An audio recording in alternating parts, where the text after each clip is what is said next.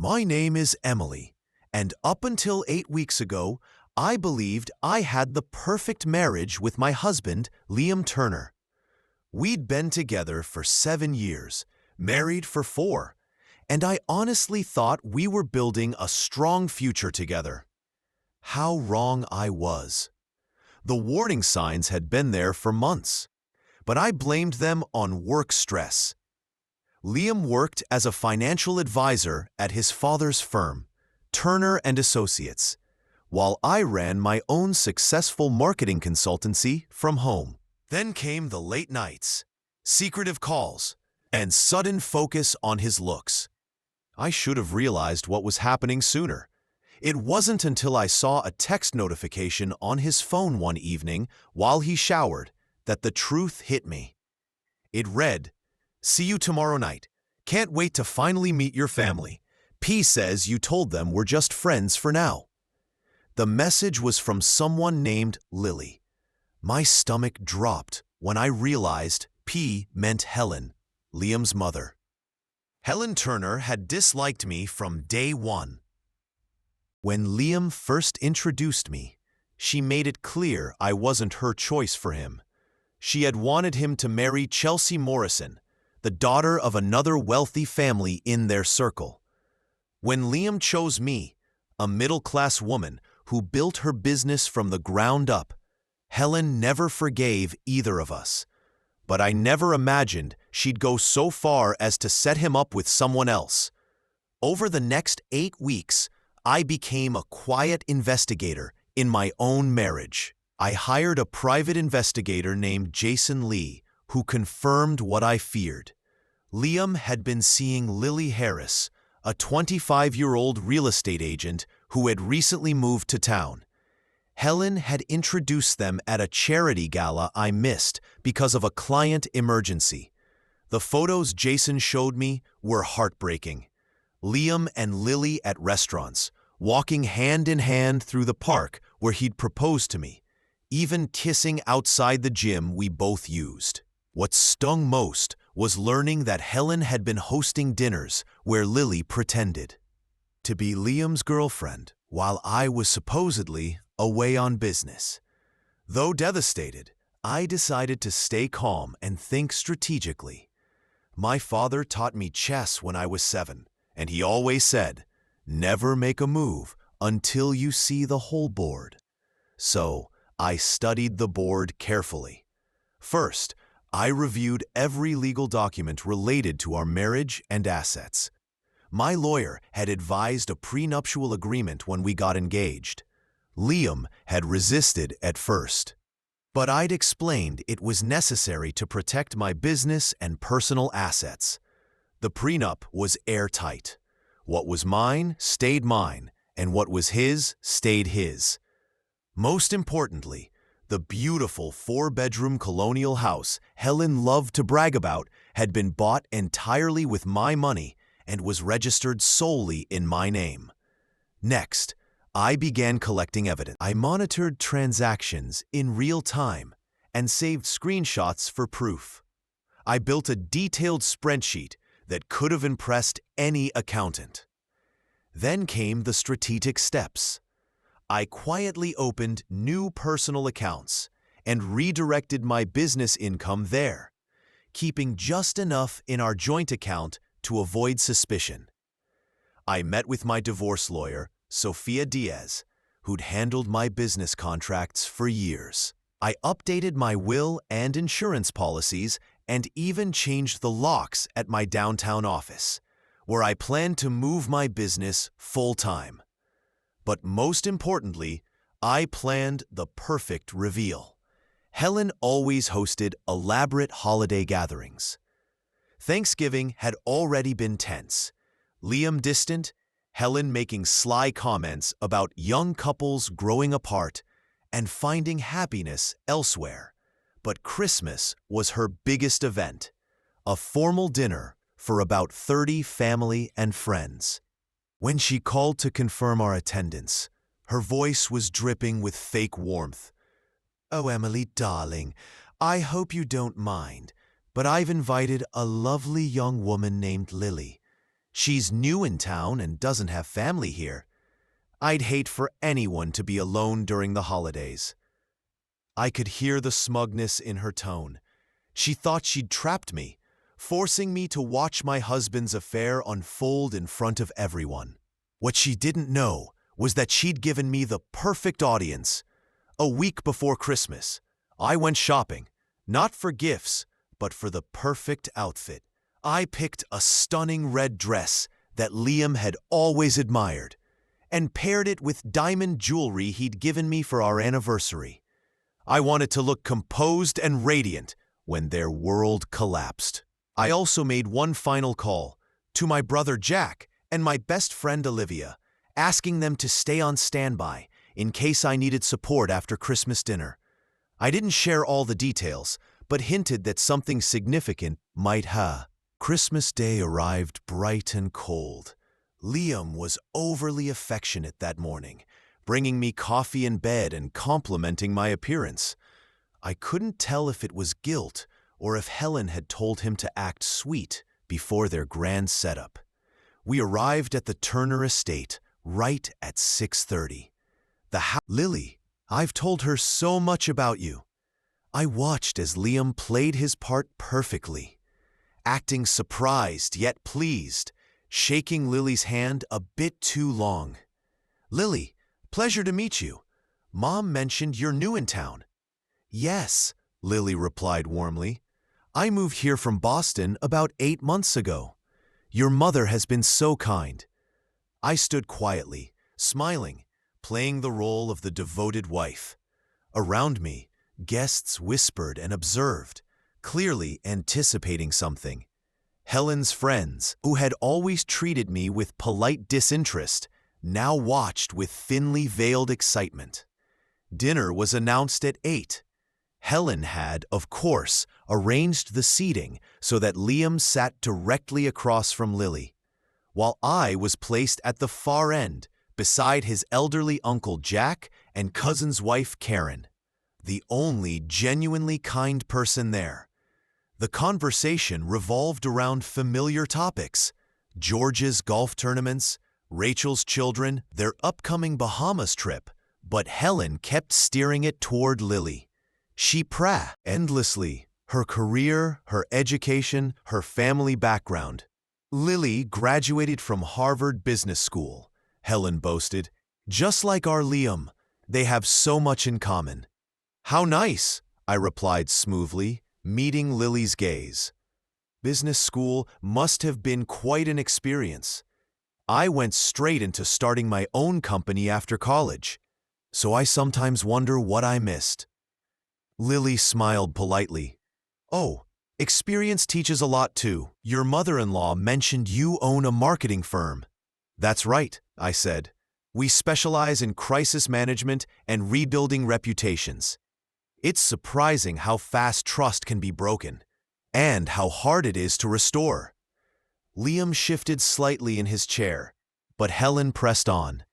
Lily is in real estate, already one of the top agents in her firm. Real estate depends on relationships, I replied. Clients must trust their agent completely. Hidden agendas can destroy that trust. Helen's compliments became bolder, her hints sharper, as she praised Lily and hinted at new beginnings and life taking unexpected turns. Lily kept sneaking glances at Liam, clearly unaware she was just another piece in Helen's game. Helen prompted her again. Lily, tell us about your family. Your father's in finance too, isn't he? Yes, Lily said proudly. He's a portfolio manager in Boston. He actually went to Harvard Business School about 20 years before Liam. How wonderful, Helen said with delight. Liam, didn't you say you were expanding the firm's investment division? Liam nodded, keeping the act going. We're considering it. Someone with that background could be very helpful. It was obvious this entire exchange had been rehearsed. Helen was clearly presenting Lily as a perfect future daughter-in-law. When Lily mentioned her family home in Greenwich, calling it a small cottage, I nearly laughed. A small cottage. Their likely cost millions. Helen looked thrilled. Lily had both pedigree and wealth. How lovely, I said calmly. Liam and I looked at homes in Greenwich once, but we chose to stay closer to the city for work. Helen smiled thinly. Emily's always been focused on practicality over romance. It's admirable, really. The remark lingered awkwardly. I smiled back. I believe loving what you do gives you more energy for everything else in life. Lily nodded. I completely agree. I love real estate because helping people find their dream homes is so rewarding. How do you decide which property is right for a client? Liam asked, his tone too familiar. Lily answered earnestly. You have to listen carefully to what they say and what they don't. Sometimes people think they want one thing, but really need something else. The irony nearly made me laugh. Helen had done exactly that, convincing Lily she wanted Liam when she really needed to escape this family altogether. That's quite a skill, Rachel remarked. You must be good at reading people. You have to be, Lily agreed. Not everyone is honest about what they want or their situation. Some even lie about their status. It makes the job tricky. Liam froze at the comment, and I noticed Helen's jaw tighten slightly. Lily had, without realizing it, perfectly described her own situation, being misled about Liam's marital status, intentions, and truthfulness. Honesty is vital in any relationship, I said, looking directly at Lily. Professional or personal, once trust breaks, it's almost impossible to rebuild. Absolutely, Lily agreed sincerely. I always tell my clients that any challenge can be managed as long as we're open from the start. The conversation began to feel unreal. Lily continued making statements that contradicted her own situation, unaware of it, while Liam grew increasingly uneasy. Helen quickly tried to shift the focus. Lily, tell us about that lovely property you sold last month, the one with the beautiful gardens, she said smoothly. Before Lily could respond, Uncle Jack, now on his third glass of wine, spoke up. You know, this reminds me of my time in real estate, he began.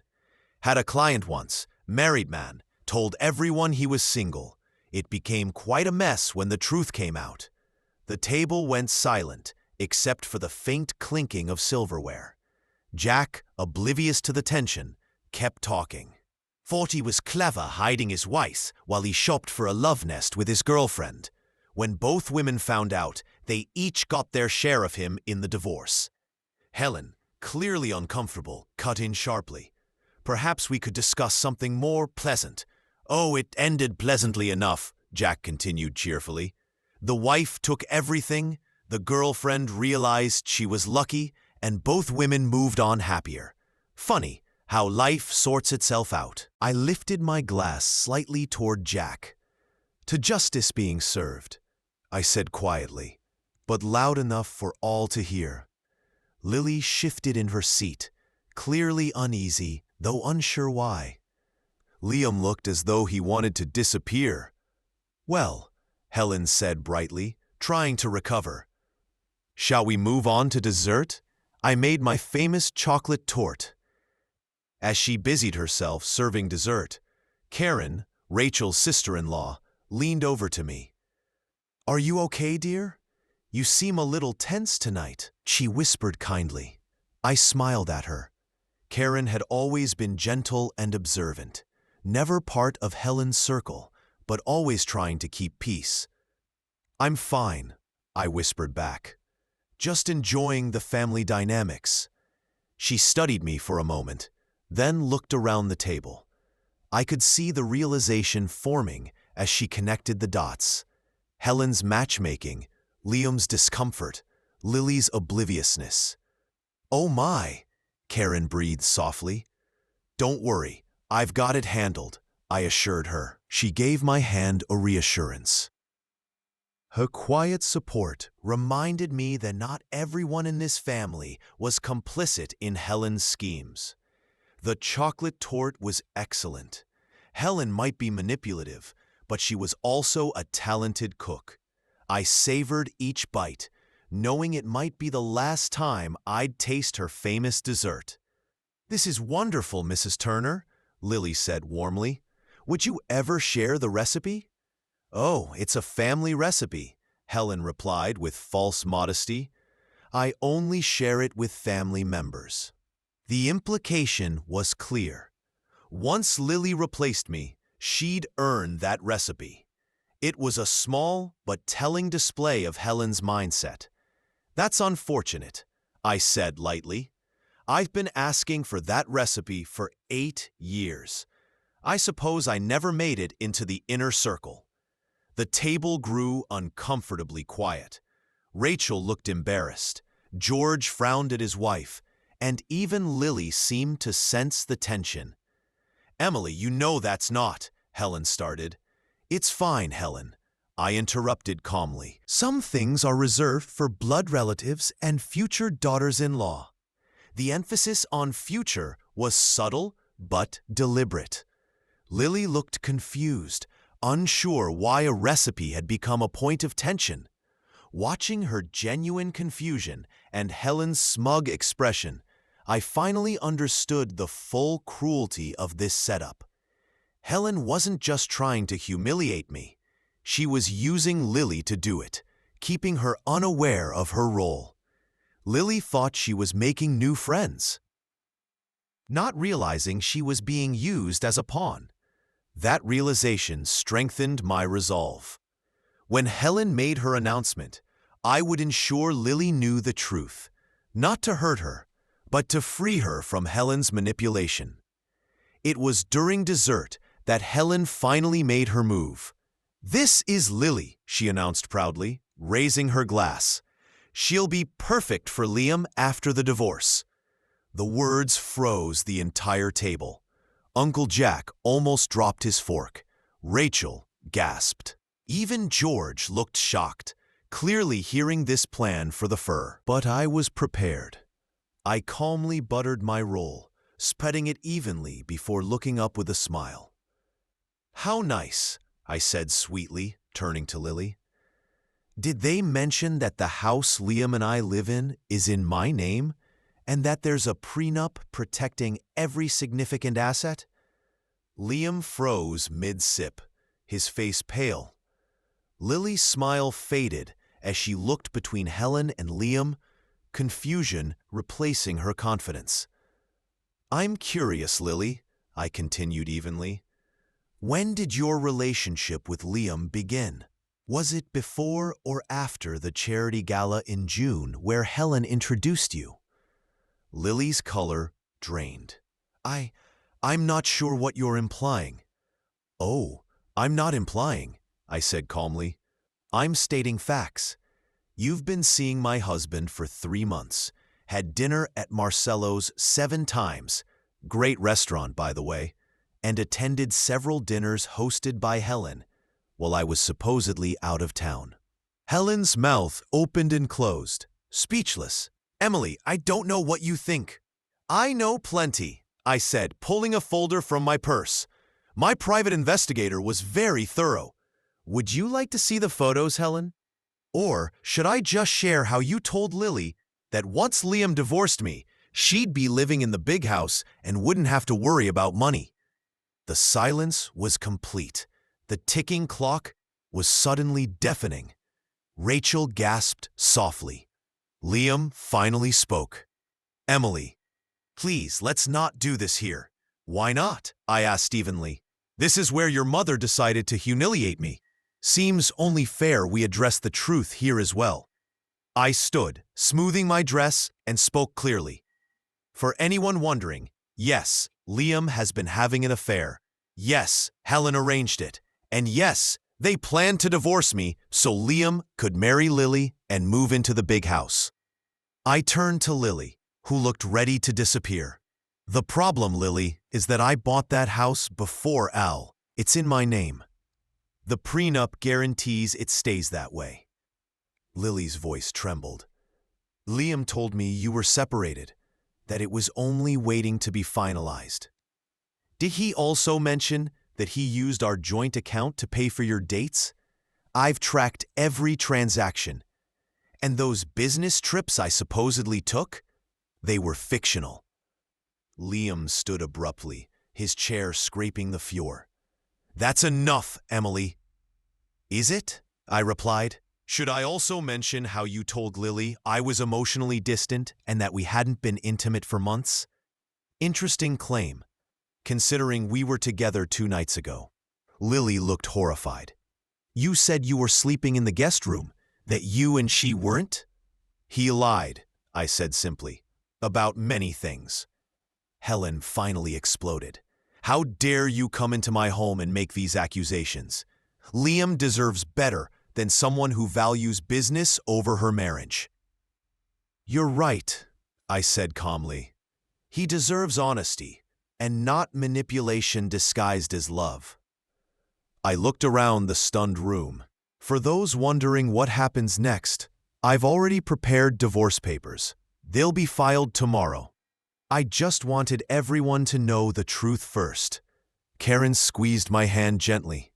Emily, I'm so sorry. Thank you, I said sincerely. This wasn't an easy decision. I questioned myself for months, wondering how I failed. But now I realize I didn't. I've been loyal, supportive, and patient for 7 years. I built a business, helped Liam's career, and tried to connect with this family despite constant rejection. Helen started to interrupt, but I raised a hand. I'm not finished. Running a crisis management firm teaches you to prepare for every possibility. So while Liam was planning his new life, I was documenting everything. I opened my folder again. These are records of every charge Liam made for his affair. Restaurants, gifts, hotels, totally in 3 months. Under our prenup, that's financial infidelity, giving me the right to pursue damages. George cleared his throat. Emily, perhaps this should be private. With respect, George, it's far past that. Helen made sure of it when she invited Lily to this dinner. Then I turned to Lily one last time. I don't fully blame you. Liam is persuasive, and Helen can be very convincing. But you deserve to know the truth. The man you thought you loved has been lying to both of us. Lily looked up at me, eyes filled with tears. I'm so sorry, she whispered. I really thought Liam said you two were already separated. Helen showed me photos of him looking miserable and told me you were cold and career-obsessed. I'm sure she did, I replied gently. Helen's never approved of me. But Lily, think about this. If Liam was willing to lie to me for 5 months, spend our joint money to wine and dine you, and let his mother orchestrate an affair instead of simply talking to me, what does that tell you about the kind of man he really is? The room was so quiet I could hear the furnace hum in the basement. Finally, Rachel broke the silence. Emily, I don't know what to say. I had no idea any of this was going on. I know, I said softly. Most of you didn't, and I don't blame anyone for that. But I wanted you all to hear the truth before Helen started spreading her version of events. Picked up my purse and folder, ready to leave. The divorce will be finalized in 2 months. Liam can stay in the house until then, but after that, he'll need to find somewhere else. I'll be moving my business to my downtown office full-time, so I won't be working from home anymore. Liam finally looked up at me, and for a brief moment, I saw a glimpse of the man I once loved. Emily, please, can't we talk about this? Can't we fix it? Fix what? I asked evenly. The lies? The cheating? Or the fact that your mother spent months sabotaging our marriage while by and watched? He opened his mouth to respond, but I raised my hand. Actually, don't answer that. Because I've realized something. I don't want to fix it. I don't want to be married to someone who thinks affairs are problem-solving. And I don't want to be part of a family that treats humiliation like entertainment. I looked around the table one last time. To those of you who've been kind to me, thank you. I'll miss you. To those who haven't, well, I won't. As I headed for the door, Lily called out, "Emily, wait!" I turned to see her standing, pale but resolute. "I'm sorry. Truly. I never would have done this if I'd known he was lying." "I believe you," I said honestly. "But you should ask yourself why Helen was so eager to destroy her son's marriage, and why Liam let her do it." Helen stood abruptly, her face red with fury. "You self-righteous little—" George's voice cut through hers sharply. "Sit down, Helen. You've done enough." I smiled at him. George had always been. "Thank you for 7 years of kindness. I'll always appreciate that." And with that, I walked out of the Turner home for the last time. The next morning at 7 a.m., my phone rang. It was Lily. "Emily, I hope it's okay that I'm calling. I got your number from Liam's phone." "It's fine," I said, surprised. "What's going on?" "I ended it," she said simply. "Last night, after you left, I told Liam I couldn't be with someone who lies so easily to someone he once claimed to love." "I'm sorry," I said sincerely. "I know you cared about him." "I thought I did. But you were right. If he could lie to you for 5 months, what was he doing to me? And Helen?" "What about her?" I asked. "She called me after I got home.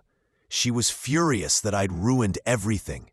She said I was just like you, too independent, too difficult, and that I'd never find another man as good as Liam." I couldn't help but laugh softly. "That sounds like Helen."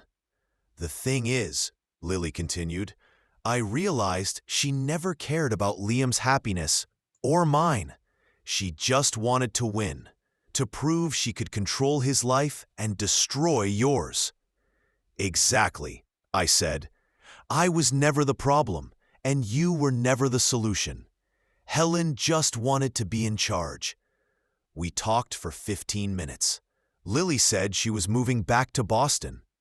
The whole experience had left her feeling manipulated and used. I found myself giving her advice about trusting her instincts and never letting anyone define her worth again. It was strange, bonding with my husband's. She looked uneasy when she saw me, but I smiled anyway. "How are you, Rachel?" I'm so sorry, Emily. About Christmas, about Mom, about Liam. I had no idea." "I know you didn't. How's Liam?" She sighed. "He's been staying with Mom and Dad. Pretty miserable, actually. I think he's realizing what he lost." "And Helen?" Rachel actually laughed. "She's been telling everyone that you trapped Liam with a prenup and stole him from his true love. Most people don't buy it, especially after Lily left town and told her side of the story." "Lily left?" "Yeah, about a month ago.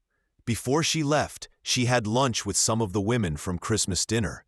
She told them everything: how Mom manipulated her, how Liam lied, how used she felt. I felt proud of Lily. It takes real courage to admit you were deceived, and even more to tell the truth." "I'm glad she found her voice," I said. "Emily," Rachel said quietly, "I know this is late, but some of us never agreed with how Mom treated you. We just didn't know how to stand up to her without starting a family war." "I understand," I said, and I meant it.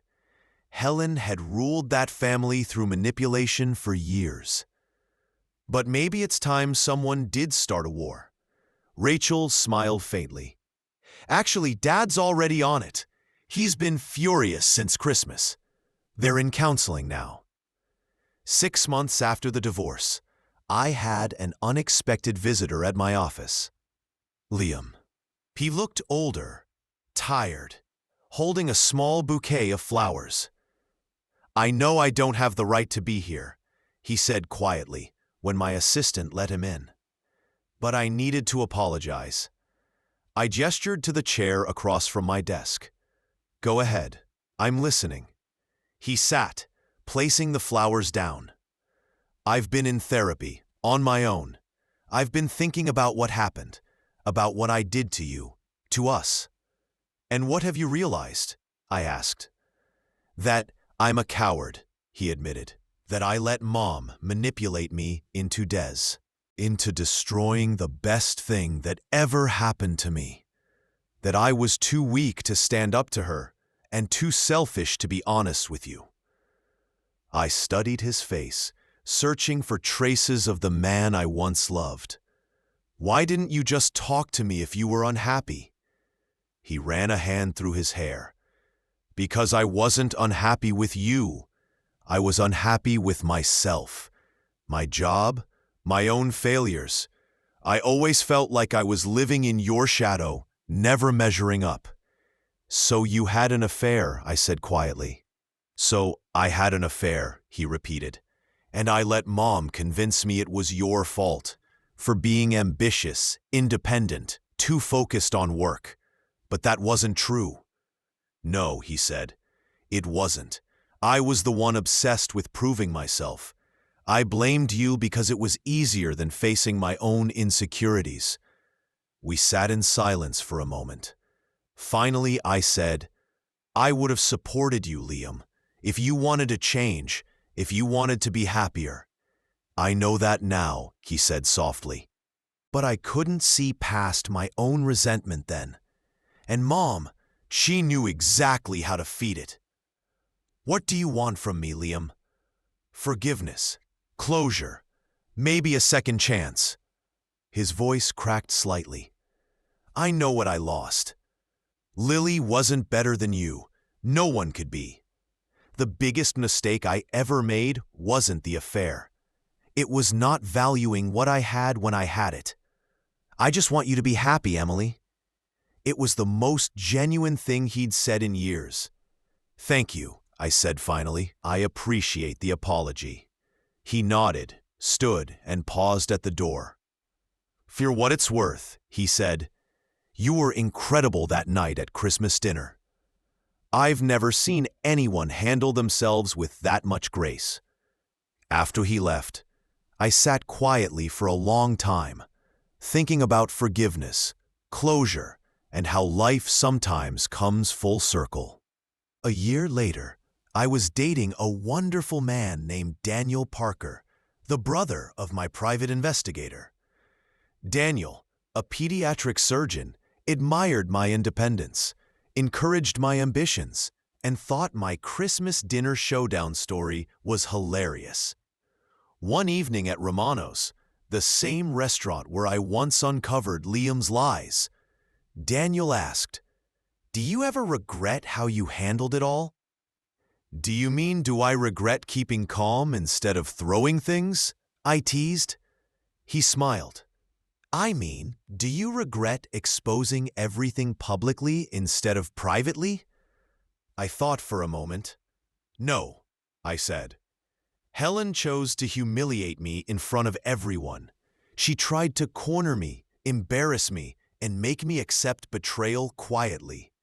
She thought I was weak, and I proved her wrong.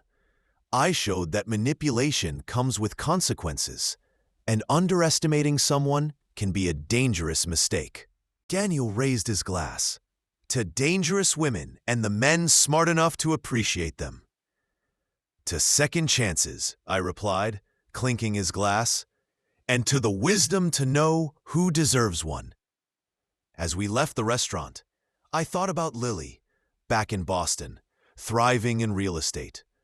Liam, teaching high school math and finally at peace. And Helen, no longer the family's ruler, now facing the fallout of her own actions.